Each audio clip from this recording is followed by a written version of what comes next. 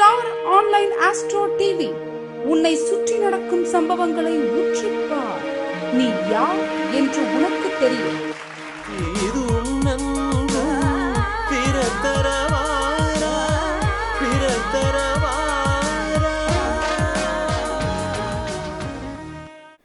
ஜோதிட ஆசிரியர், மிகவும் அனுபவம் வாய்ந்த கோவையை சேர்ந்த துரைசாமி ஐயா அவர்கள் நம்முடைய குடும்பம் மற்றும் திருமண காலம் அமையும் என்ற அமைப்பில் பேசவிருக்கிறார். அவர் நிறைய செய்திகளை, கருத்துக்களை, ஜாதக அனுபவங்களை நம்மிடையே பகிர்ந்து கொள்வார். மிகவும் அனுபவம் உள்ளவர் என்பதை இந்த நல்ல நேரத்தில் தெரிவித்து கொண்டு அவரை பேச வருமாறு அன்போடு அழைக்கின்றேன். வணக்கம், என் பேர் துரைசாமி. நான் கோயம்புத்தூர்லேருந்து வந்திருக்கேன். நான் ஒரு 22 வருஷமாக இந்த ஜோதிட துறையில் பயணிச்சிட்ருக்கிறேன்.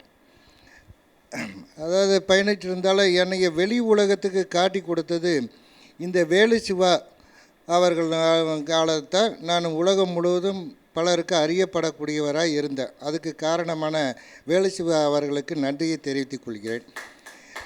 மற்றும் இங்குள்ள ஜோதிட ஆசான்கள், ஜோதிட குருமார்கள், ஜோதிட ஜாம்பவான்கள், ஜோதிட ஆர்வலர்கள் அனைவருக்கும் என்னுடைய வணக்கத்தை தெரிவித்துக் கொள்கிறேன். அதற்கு முன் அதாவது என்னை ஈன்றெடுத்த தாய் தந்தை அவர்களையும் வணங்கி, நான் அன்றாடம் வணங்கும் சிவபெருமானையும் வணங்கி, நான் கற்ற கல்வியை அதாவது அனுபவத்தை இங்கு உள்ள அனைத்து ஜோதிடர்களுக்கும் விளக்கலான்னு வந்திருக்கிறேன். நான் எடுத்துக்கொண்ட தலைப்பு என்னென்னா, இந்த கலியுக காலத்தில் திருமண காலம் மட்டுமே ரொம்ப பிரதானமாக எதிர்பார்த்துட்ருக்குறாங்க. அதாவது குதிரை கொம்பாட்டிருக்குது சொல்லப்போனால், அதுபோல் அந்த அளவுக்கு திருமண காலம் இப்போ அந்த அளவுக்கு ஆயிடுச்சு. இந்த 30 வருஷத்துக்கு முன்னாடியெல்லாம் திருமண காலங்கிறது எளிமையாக இருந்தது. உறவுக்காரங்க நிறையா இருந்தாங்க, இளம் வயசுலேயே திருமணம் நடந்தது. ஆனால் இப்போல்லாம் பாருங்கள், நிறைய மேட்ரிமணி திருமண தகவல் மையம் நிறைய உருவாகி அவங்களும் பலருக்கு வழிகாட்டுறாங்களோ, ஆனால் சரியான முறையில் திருமணம் அமைகிறதில்ல. அதுக்கு என்ன காரணம் அப்படிங்கிறதுக்காக நான் பார்த்தேன். அப்போ இந்த கலியுக காலத்தில் என்ன சொல்கிறாங்கன்னா, அதாவது டேட்டஸ் பார்க்குறாங்க, அதாவது தராதரம் பார்க்குறாங்க. இந்த பையன் ஒரு 10 லட்ச ரூபா சம்பாதிக்கிறான் அப்படின்னா புள்ள ஒரு 7 லட்சமாவது சம்பாதிக்கணும். ஆனால் இந்த இங்கே வந்தனாடனா புள்ள 1 லட்ச ரூபா சம்பாதிக்குதுன்னா பையன் 80,000 ரூபா வாங்குறான்னா பையன் கம்மியாக வாங்குறானுங்க. அதனால் அது சரி வரலைங்க. இது நான் பார்த்ததுலேயே ஒரு 5,000 ரூபா கம்மியாக வாங்குறாங்க பையன், அதனால் அது வேண்டாம் அப்படின்ட்டாங்க. அப்போ அந்த திருமண காலத்தை பணமாக நிர்ணயிக்கிறது அப்படின்னு நான் ஆராய்ச்சி பண்ணி பார்த்தேன். அதே மாதிரி வசதி வாய்ப்பா இல்லை படிப்பா அதுதான் திருமணத்தை தடை பண்ணுதா அப்படின்னு நான் பல கோணத்துங்களில் ஆராய்ச்சி பண்ணி பார்க்கும்போது அதெல்லாம் இல்லை. அந்த திருமண காலம் வரல அப்படிங்கிறதா அர்த்தம்னு நான் கண்டுபிடிச்சேன். அதே போல் ராகு கேது தோஷம், செவ்வாய் தோஷம், சனி தோஷம், அப்புறம் பித்திருக்கள் தோஷம், பல விதத்தில் 32 விதமான தோஷங்கள், இன்னும் நிறைய தோஷங்கள் சொல்கிறாங்க. அப்போ அந்த தோஷமெல்லாம் திருமண காலத்தில் தான் வந்து தடையாகுதா? அதே மாதிரி ஒருத்தருக்கு குழந்தை பேருக்கு அதெல்லாம் தடையாகுதா அப்படிங்கிறது பல நூறு ஆயிரக்கணக்கான ஜாதகங்களை ஆராய்ச்சி பண்ணி பலர் ஏற்கனவே நடந்தவங்களையும் பார்த்து நடக்க போகிறவங்களையும் பார்த்து ஆராய்ச்சி பண்ணி என்னுடைய அனுபவத்தில் கண்டதை நான் பார்த்து உங்களுக்கு ஒரு வழிகாட்டலான்னு சொல்லி வந்திருக்கேன். இதில் என்னத்தை நான் பெருசாக வழிகாட்டிட்டு போகிறேன். நாங்களும் 20 வருஷமாக பார்க்குறோம், ஜோதிடம் பார்க்குறோம், பலருக்கு வழிகாட்டிகிட்டு இருக்கிறோம் அப்படிங்கிறாங்க. ஆனால் நான் படித்ததுலேயுமே அதே மாதிரி எனக்கு சொல்லித்தந்த ஆசிரியர், நான் வாங்கி பல நூலகங்கள் புத்தகங்களில் படித்ததுமே, ஆனால் அதில் இருக்கிறது எனக்கு 100% துல்லியமாக வரல. ஏதோ 1-2க்கு வேணால் வருது. ஆசிரியர் சொல்லித்தந்ததும் 1-2 தான் வருது. அதுக்காக ஆசிரியர்களை குறை சொல்ல. இந்த கலியுக காலத்தில் ஜோதிடத்துறை நிறைய விதத்தில் போகுது. அதாவது நாடி ஜோதிடம், அதை வர்க்கச்சகம், அதை நிறைய விதத்தில் போகிறாங்க. அதில் ஒவ்வொருத்தரும் ஒவ்வொரு திறமையானவங்க, மற்றவங்களெல்லாம் நான் குறை சொல்ல. நான் பாரம்பரியத்தில் என்னுடைய அனுபவத்தில் கற்றதை நான் உங்களுக்கு எப்படி எடுக்கிறேன் அப்படின்னா, இப்போ உதாரணத்துக்கு திருமண காலம் அப்படின்னா, அந்த திருமண காலத்தை எப்படி நம்ம எடுக்கிறோம் அப்படிங்கும்போது லக்னத்துக்கு 7ஆம் இடத்துக்கு சம்மந்தப்பட்ட திசையில் தான் திருமணம் அப்படின்னு நான் படித்தேன். 7ஆம் இடம் சம்மந்தப்படணும், 7ஆம் அதிபதி சம்மந்தப்படணும், இல்லைன்னா சுக்கிரன் செவ்வாய் சம்மந்தப்பட்டால் தான் திருமணம் அப்படின்னு நான் படித்தேன். ஆனால் அது 100% எனக்கு துல்லியமாக வரல. எத்தனை ஜாதகத்துக்கு வருதுன்னு நீங்களும் ஆராய்ச்சி பண்ணி பாருங்கள். ஆனால் நான் சொல்கிற விதி ரொம்ப எளிமையான விதி. பல மேடைகளில் நான் பேசியிருக்கேன். என்னை பலரும் தொடர்றாங்க. என்னுடைய கருத்து கேட்குறக்குன்னே பலர் காத்துட்ருக்குறாங்க. எந்தெந்த கருத்தில் எப்போ பேசுவாங்க நான் பேசுகிறத கேட்குறக்காகவே. அதாவது நான் பேசுகிறது ஒரு பாடம் நடத்துகிற மாதிரியே இருக்கும். என்னுடைய கருத்தரங்கத்தில் நான் பேசுகிறது பூராவே பாடம் நடத்துகிற மாதிரியே இருக்கும். அதை பயன்படுத்திய அடிப்படை மாணவர்களுக்கு கூட திருமண காலத்தை நிர்ணயிக்கிற அளவுக்கு சிறப்பாக இருக்குது அப்படின்னு நிறைய பேர் என்னை பாராட்டுறாங்க. என்னை பாராட்டுறது ஒரு பக்கம், நீங்களும் பலருக்கு பயன்படுமாறு என்னுடைய கருத்தை கேட்டு நீங்கள் பயனடைங்க. சரி, அதாவது விதிகளை சொல்கிறேன். திருமணம்னா 9க்கு சம்மந்தப்பட்ட திசை நடந்தால் தான் திருமணம். அதாவது 9க்குன்னா ஏதாவது ஒரு வகையில் சம்மந்தப்படணும்.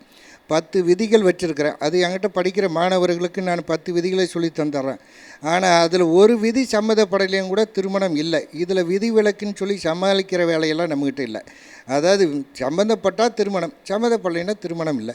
லேட்டாக சம்மந்தப்பட்டால் லேட்டாக திருமணம், இவ்வளோதான் விஷயம். அதே போல் புத்திக்கு போகிறோம். புத்திக்குன்னா 9க்கு 9ன்னு சொல்லக்கூடிய லக்னத்துக்கு 5ஆம் இடத்துக்கு ஏதாவது ஒரு வகையில் சம்மந்தப்பட்ட புத்தி நடந்தால் தான். இப்போ 9 புத்தி இருக்குன்னா எந்த புத்தி ஆக்டிவேட் ஆகுது அப்படின்னு நம்ம பார்க்கணும்ல. அது ஆசிரியர்களை கொண்டு தான் பார்க்கணும் அப்படிங்கிறது. அப்போ அனுபவப்பட்ட ஆசிரியர் மூலியமாக தான் நீங்கள் தெரிஞ்சுக்க முடியும். இருந்தாலும் நீங்களும் முயற்சி பண்ணி பாருங்கள். பார்த்துக்கவங்களும் நம்மை பாராட்டியிருக்கிறாங்க.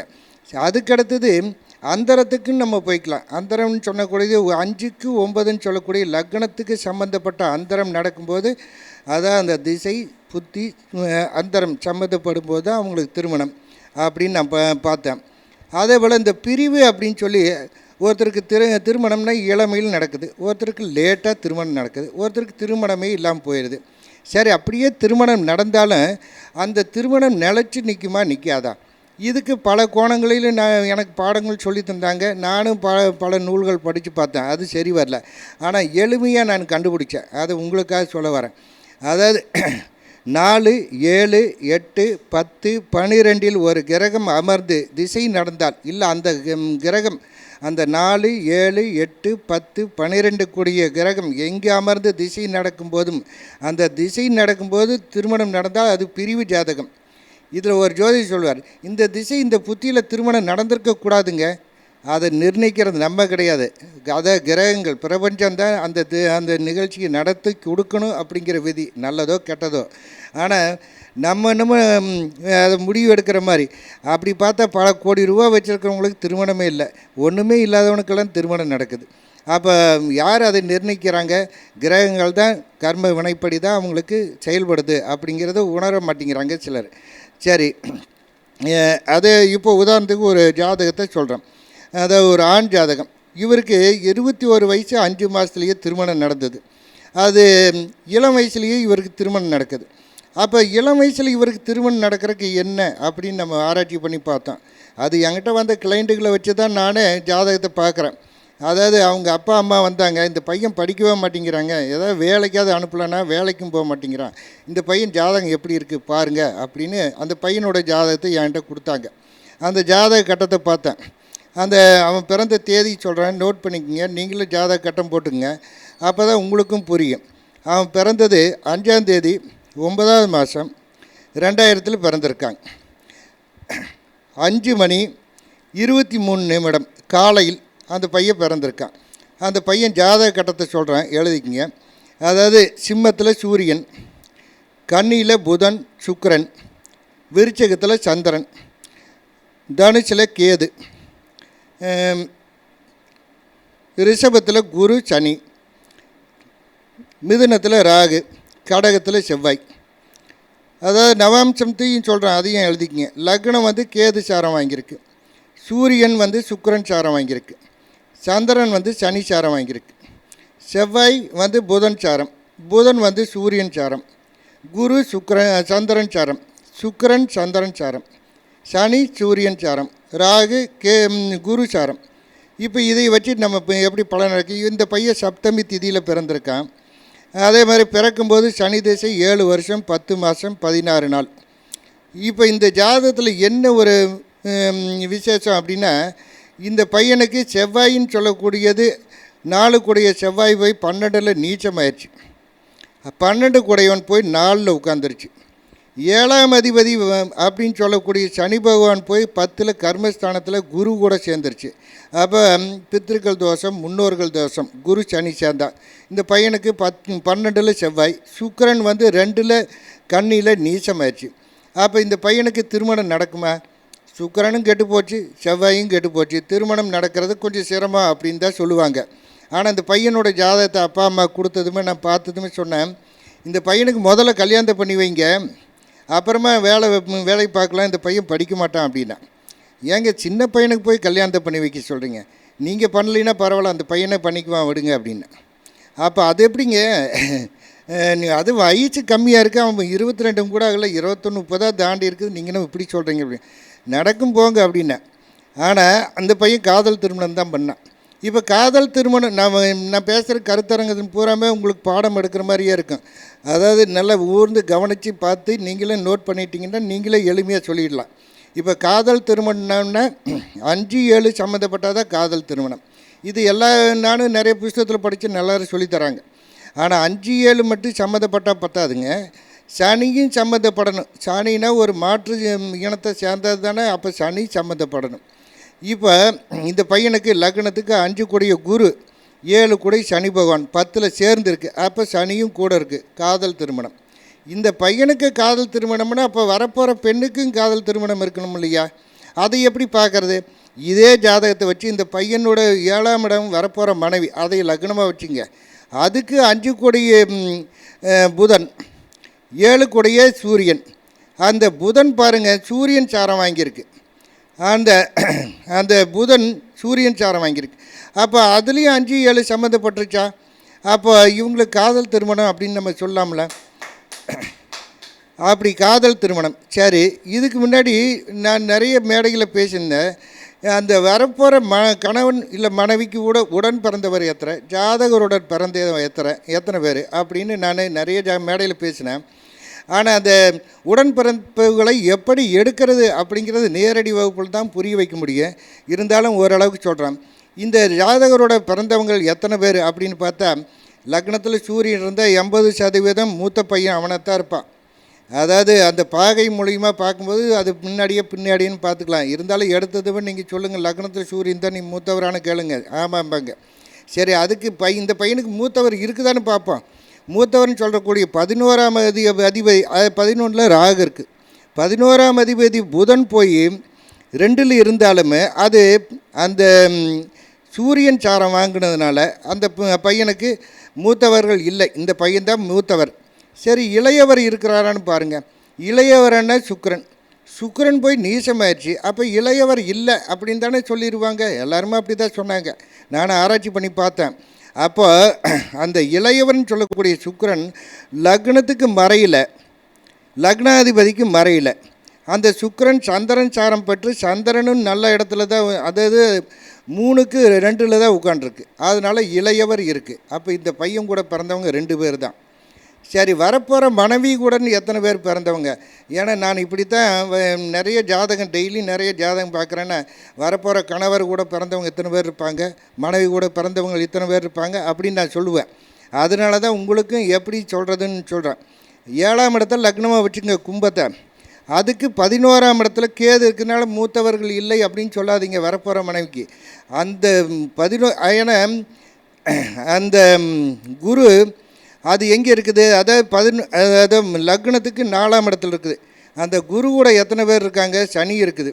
சனி கூட சேர்ந்தது தான் ஆணை பெண்ணாக்கிறோம், பெண்ணை ஆணாக்கிறோம். ஏன்னா அது அலிகிரகம், சனியும் புதனும். அப்போ இந்த பெண்ணுக்கு மூத்தவர்கள் 2 பேர் அப்படின்னு நம்ம சொன்னோம். அது ஆணாக தான் இருக்கணும்னு சொன்னோம். சரி, இளையவர்கள் இருக்குதான்னு பார்த்தேன்.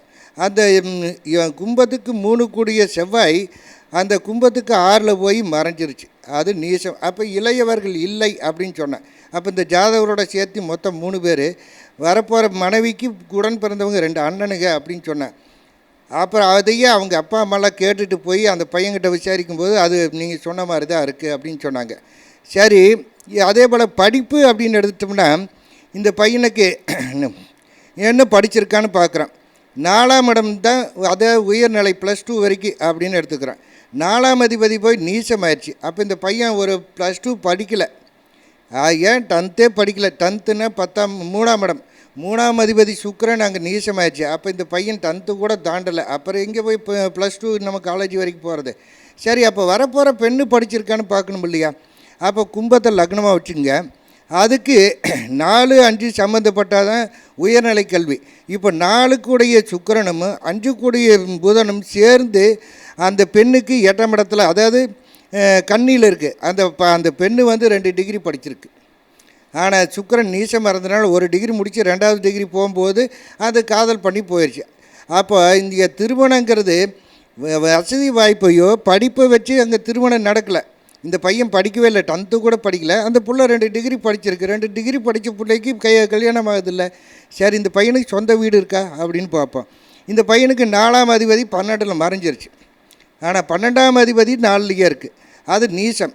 அப்போ நீசமாக இருக்குன்னு அவனுக்கு சொந்த வீடு இல்லை அப்படின்னு எடுத்துக்க முடியுமா? பரிவர்த்தனைன்னா இப்போ சந்திரன் 12லேயே இருக்கிறத வச்சுங்க, செவ்வாய் 4லேயே இருக்கிறத வச்சுங்க.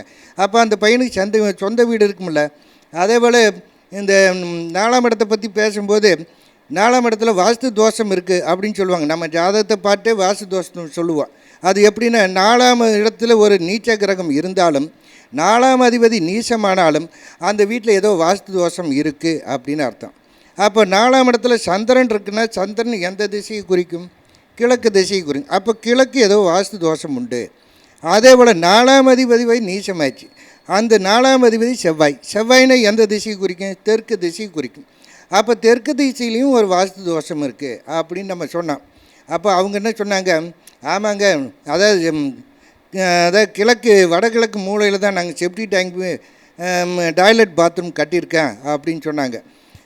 அதே போல் தெற்கு திசையில் தான் வேண்டாத பொருளெல்லாம் போட்டு வச்சு அது ஒரு பள்ளமாக கிடக்குதுங்க அப்படின்னு சொன்னாங்க. அப்போ அங்கே வாஸ்து தோஷம் இருக்குதுன்னு நம்ம ஜாதகத்தை பார்த்துட்டே சொன்னோம்.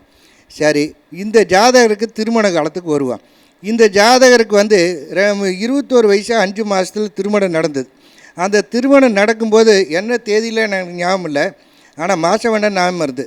4வது மாதம் 22ஆம் தேதி 2வது வருஷத்தில் திருமணம் நடந்தது. அன்றைக்கி புதன் திசை, குரு புத்தி, சூரிய அந்தரத்தில் அவங்களுக்கு திருமணம் நடந்தது. அப்போ அந்த புதன் எப்படி நம்ம விதி 9ஆம் இடத்துக்கு சம்மந்தப்பட்டதாக திருமணம்னு சொல்லியிருக்கேன். அது எப்படி 9ஆம் இடத்தை பார்க்குது அப்படின்னு பாருங்கள். 9ஆம் இடத்தை பார்க்கல. இந்த புதன் திசாநாதன் புதன் 9ஆம் இடத்தை பார்க்கல, 9ஆம் அதிபதியுடன் சேரலை. அப்போ புதன் எப்படி ஆகிட்டு வருது? அதனால் குரு கூட சேரும்போது நீங்களும் தெளிவாயிருவீங்க அப்படிங்கிறக்காக நான் சொல்ல வரேன். இப்போ 9ஆம் அதிபதியான செவ்வாய் புதன் சாரம் வாங்கியிருக்குது.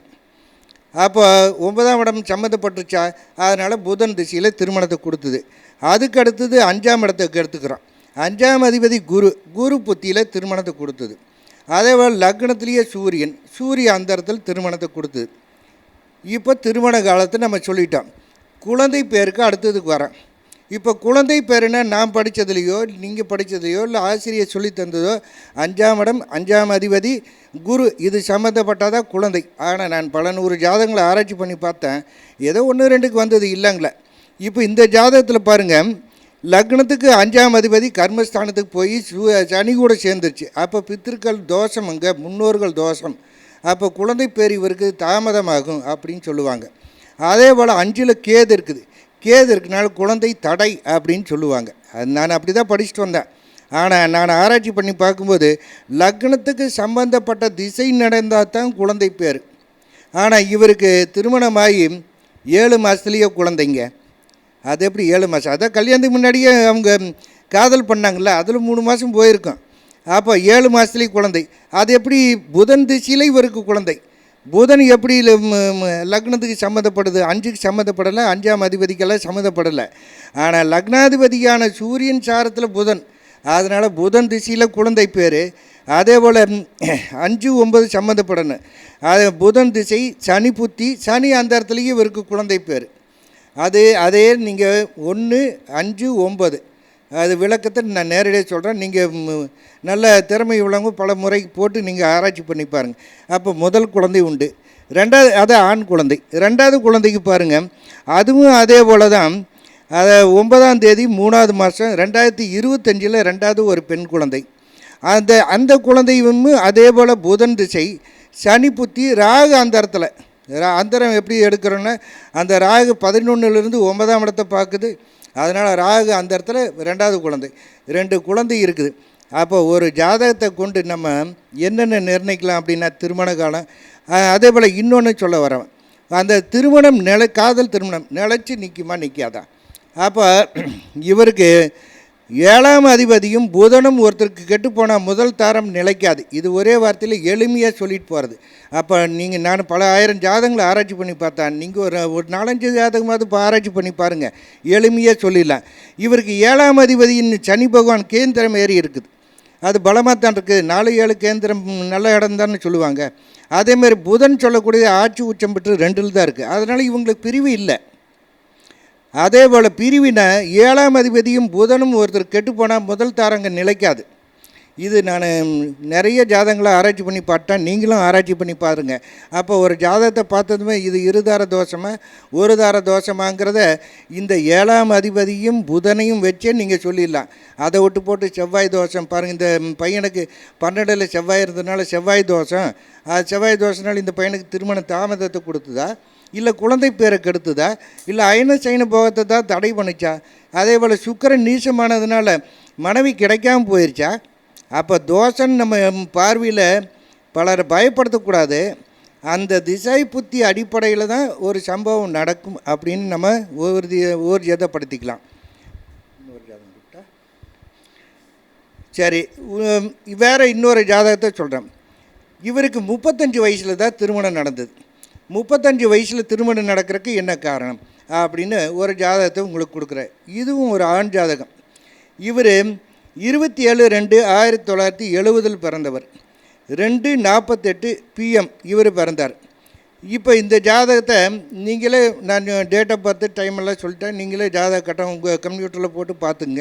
இருந்தாலும் நான் ஜாதக கட்டத்தை சொல்கிறேன், நீங்கள் பாருங்கள். அதாவது தனுசு லக்னம் இவருக்கு, 2ஆம் இடத்துல புதன், 3ல் சூரியன் சுக்கிரன் ராகு, 5ல் செவ்வாய் சனி, 9ல் கேது, 11ல் குரு சந்திரன். அதே போல் நவாம்சம் சொல்கிறேன். நவாம்சம் லக்னம் வந்து சுக்கிரன், அதாவது சரி நவாம்சம் வந்து சிம்ம லக்னம், லக்னத்திலேயே புதன், 2ல் கேது, 6ல் குரு, 7ல் சுக்கிரன் இந்த சூரியன், 8ல் சந்திரன் ராகு, 9ல் செவ்வாய் சுக்கிரன், 12ல் சனி பகவான். இவர் பிறக்கும்போது ராகு திசை 3 வருஷம் 9 மாதம் 16 நாள். இவரோட திருமண காலத்தை எப்படி நம்ம எடுக்கிறோம் அப்படின்னு பார்க்கலாம்.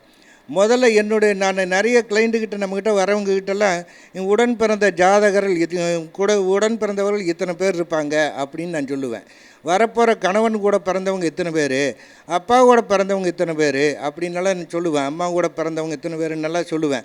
அது இந்த கருத்தரங்கத்தில் வந்து நம்ம விளக்கமாக பாடமாக எடுத்துகிட்டு இருக்க முடியாது, நேரடி வகுப்பில் வேணால் சொல்லித்தரேன். இருந்தாலும் இதை வச்சு நான் அவருக்கு சொன்னேன், அதாவது உங்கள் கூட பிறந்தவங்க 5 பேராக இருப்பாங்க, நீங்கள் கடைசியாக இருக்கும் அப்படின்னு சொன்னேன். அது எப்படி எடுத்தேன் அப்படின்னா, இந்த லக்னத்துக்கு 11ஆம் இடம் மூத்தது. 11ஆம் இடத்துல எத்தனை கிரகம் இருக்குது? 2 கிரகம் இருக்குது. அதாவது சந்திரன் குரு இருக்குது, அதுபோக செவ்வாய் சனி பார்க்குது. அப்போ 4 பேர் ஆச்சா, ஜாதகரோட சேர்த்துனா 5 பேர். 5 பேர் உடன் பிறந்தவர்கள், இவர் கடைசி அப்படின்னு சொன்னேன். சரி, இவருக்கு வரப்போகிற மனைவி உடன் பிறந்தவங்க எத்தனை பேர் அப்படின்னு பார்த்தோம். 7ஆம் இடம், 7ஆம் அதிபதி புதன். புதன்னாவே 2ன்னு நான் நிறைய கருத்தரங்கத்தை சொல்லியிருக்கிறேன். புதன்னா 2, ராகுனா 3, கேதுனா 5. இப்போ அதாவது அந்த புதன்னா 2, சரி அதை விடுங்க. அதாவது அந்த புதன் 7ஆம் இடத்துக்கு 11ல் எத்தனை கிரகம் இருக்குது? 7க்கு 11ங்கிற மேஷத்தில் செவ்வாய் சனி, அப்போ 2 பேர் இருக்காங்க. அப்போ 3ஆம் இடத்துல 3ஆம் அதிபதி சூரியன், ஆனால் 3ஆம் இடத்துல கேது, அதனால் இளையது தடை. அப்போ வரப்போகிற மனைவி கூட பிறந்தவங்க ஜாதகரோட சேர்த்து மொத்தம் 3 பேர், 2 ஆண் 1 பெண் அப்படின்னு சொன்னேன். ஆமாங்க அப்படின்னாங்க. அதே போல் உறவுல அமையுமா இல்லை வெளியே அமையுமா அப்படின்னு கேட்டாங்க. 7ஆம் அதிபதி புதன்னா மாமனை குறிக்கும், அது 2ஆம் இடத்துலையே இருக்குது. அப்போ மாமன் வகையை சேர்ந்தவங்க அப்படின்னு சொன்னேன். ஆமாங்க, தாய் மாமன் பொண்ணு தாங்க அது அப்படின்னு அவங்க சொன்னாங்க. அதான் நம்ம கோடு போட்டாவே அவங்க ரோடு போட்டுருவாங்க, அப்போ நம்மளே சில பலன்களை எடுத்துடலாம் அப்படிங்கிறதுக்காக சொல்ல வந்தேன். சரி, இவருக்கு திருமண காலம் அதாவது 21/1/2025 திருமணம் நடந்தது. அன்றைக்கி சனி திசை, ராகு புத்தி, சூரிய அந்தரம். இப்போ சனி திசை எப்படி 9ஆம் இடத்துக்கு ஆக்டிவ் ஆகுது நம்ம விதிப்படி அப்படின்னு நம்ம பார்க்குறோம். ஆனால் இந்த சனி திசாநாதன் நீசமாயிடுச்சு, குடும்பஸ்தானாதிபதி நீசமாயிடுச்சு, இவங்களுக்கு குடும்பம் அமையாது அப்படின்னு சொல்லுவாங்க. ஆனால் அதுவும் போக செவ்வாய் சனி சேரக்கூடாது, சேர்ந்து ஒரு பாவகத்திலிருந்து அந்த பாவகம் நசியும், அந்த பாவகம் சேர்ந்து ஒரு பாவகத்தை பார்த்தால் அந்த பாவகம் கெடும் அப்படின்னு சொல்லுவாங்க. இப்போ செவ்வாய் சனி சேர்ந்துருக்குது, அப்புறம் இவருக்கு குழந்தை இல்லாமல் போயிடுச்சா? குழந்தை இருக்குது, பூர்வீக சொத்து இருக்குது, 5லேயே செவ்வாய் இருக்கனால பூர்வீக சொத்து இருக்குது. அந்த 5ஆம் இடத்தை எத்தனை கிரகம் பார்க்குதோ அத்தனை சொத்து. அப்போ பாருங்கள், 4 கிரகம் இருக்குது, 4 சொத்து இருக்குது. அதனால் தோஷம்னு எப்படி நம்ம எடுத்துக்க முடியும்? அனுபவ ரீதியை நம்ம பார்க்கணும். அதே போல் மூத்தவர்கள்னு சொல்லக்கூடிய 4 பேர் மூத்தவர்கள் இருக்காங்கல்ல, செவ்வாய் சனி பார்த்து அந்த சேர்ந்தாலும் பார்த்தாலும் சொன்னாங்க, பார்த்த இடத்துல 4 இருக்குதுல்ல, அப்போ 4 பேர் மூத்தவர்கள் இருக்காங்கல்ல. அதனால் நான் அப்படி எடுக்கிறதில்ல, எப்போவுமே பலனாத்தான் எடுத்துக்கிறேனே தவிர தோஷமாக எடுத்துக்கிறதில்ல. அதே போல் இதில் சுக்கிரன், அதாவது 7ஆம் அதிபதி 2ல் இருக்குது, இப்படி தோஷம் எடுத்தாங்க. சரி விடுங்க, இந்த திருமண காலத்துக்குன்னா சனி நீசமாயிடுச்சு, இப்போ சனி திசை நடக்குது, சனி திசையில் திருமணம் நடக்கிறது கஷ்டம் அப்படின்னு சொல்லுவாங்க. அதே போல் 7ஆம் இடத்தை வேணால் சனி பார்க்குது, ஆனால் நீசமாக இருந்து பார்க்குது, அதனால் திருமணம் நடக்கிறது சிரமம்னு சொல்லுவாங்க. ஆனால் நான் என்ன எப்படி எடுக்கிறேன்னா, 9ஆம் இடத்துக்கு சனி சம்பந்தப்பட்ட திருமணம், அது எந்த கிரகமாக இருந்தாலும் எல்லா கிரகம் நல்ல கிரகம் தான், எல்லா கிரகமும் கெட்ட கிரகம் தான். இப்போ அந்த 9, அதாவது சனி என்ன சாரம் வாங்கியிருக்குன்னு பார்த்தோம். சனி கேது, அதாவது கேது சாரம் வாங்கியிருக்கு. அந்த கேது போய் 9ஆம் இடத்துல உட்காந்துருக்கு. கேதுகளுக்கு வீடுகள் இல்லை, அதனால் சாரத்து மூலிமா தான் அவங்க பயணிக்கிறாங்க. அப்போ சனிக்கு சாரம் கொடுத்த கேது 9ல் அமர்ந்ததுனால கேது, அதாவது சனி திசையில் திருமணத்தை கொடுத்தது. 3ல் ராகு, அந்த ராகு 5ஆம் இடத்தை பார்க்குது. 5ஆம் இடத்தை பார்த்ததுனால 9க்கு 9ன்னு சொல்லக்கூடிய 5ஆம் இடத்தை ராகு பார்த்ததுனால ராகு புத்தி.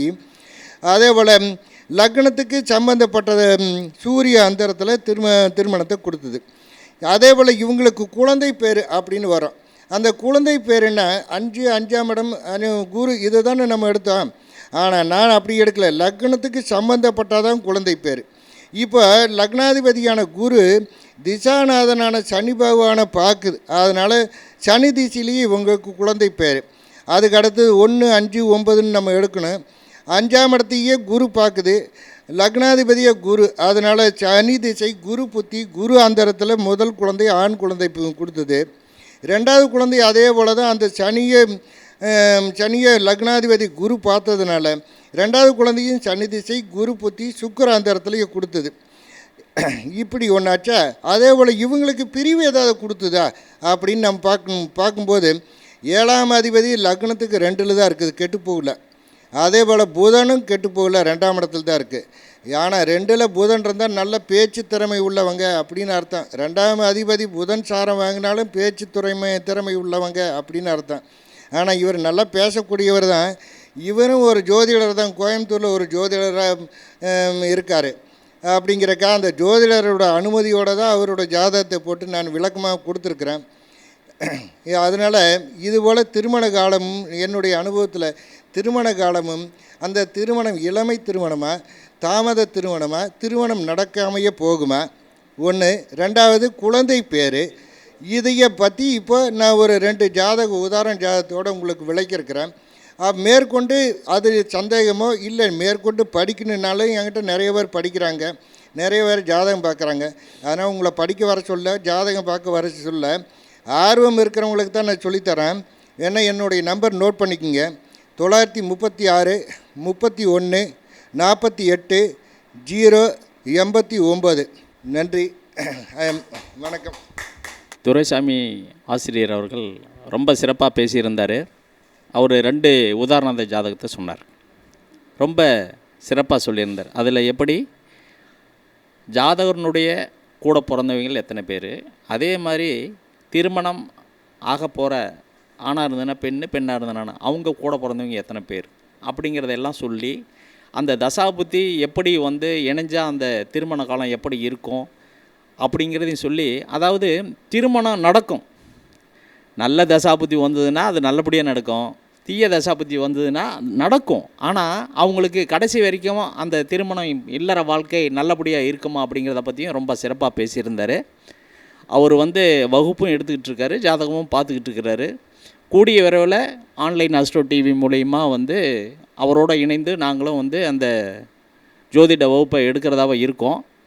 இதை வந்து நான் உங்களுக்கு வந்து ஒரு முன் அறிவிப்பாக சொல்கிறேன். நான் அவருக்கு வந்து டாக்டர் முருக கணபதி அவர்கள் வந்து பொன்னாடை போத்தி கௌரவிக்குமாறு கேட்டுக்கொள்கிறேன்.